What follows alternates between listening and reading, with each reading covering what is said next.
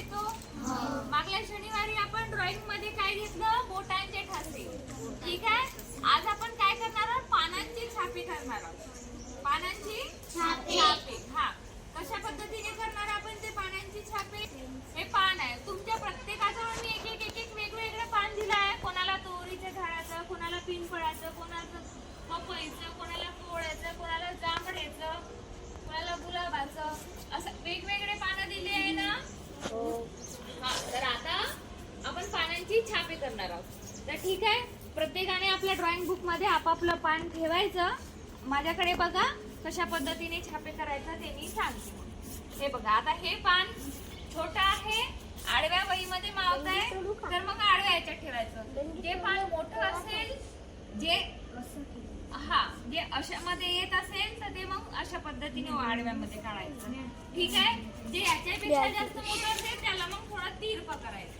जसं की पिंपळाचं मोठं असेल, जांभळीचं पान मोठं असेल तर ते मग कसं असं तिरप्या याच्यात काढायचं. जे आडव्या याच्यात मावत असेल आडव्या याच्यात करायचे, आणि जे उभ्या याच्यात मावत असेल ते उभ्या याच्यात. हे बघा, छापे करताना बरोबर पेन्सिल घ्यायची आणि त्याचे बरोबर कोपरे कोपरे असे काढून घ्यायचे पेन्सिल. ठीक आहे, बरोबर असं छापे ठेवून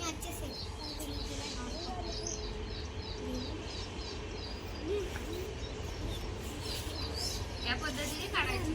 जमून घे थोडस. हे छापे कसं काढते हे बघ इथून. हे बघा, हे दिसतंय ना.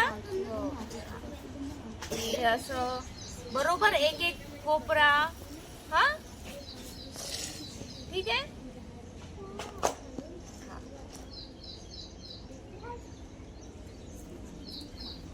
असं बरोबर कोपरे कोपरे असं पूर्ण असं पेन्सिलनी काढून घ्या.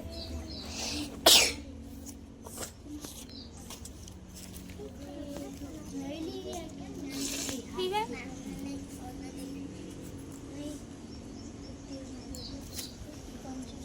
हे तर आता बाहेरचा छापा झाला. आतला छापा मग कसा कराल? जसं आता हे आहे, या पानावरून आपण अशी हलक्यामध्ये ओढायची. हा, खूप असं फाडपर्यंत नाही, हलक्यामध्ये ओढायची. ठीक आहे,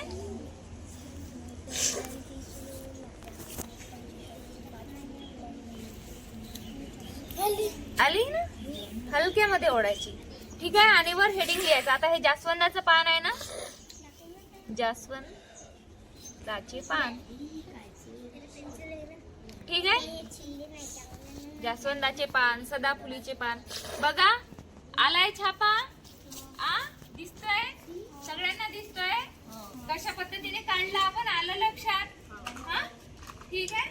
चला, याच पद्धतीने तुम्ही काढा आणि मग तसं नाव पण द्या. ठीक आहे, दिसतंय ना पान? ठीक आहे, याला रंग व्हायचं नाहीये, याला फक्त पेन्सिलने असं छापे काढून ठेवायचे. ठीक आहे, चला करा. मैम को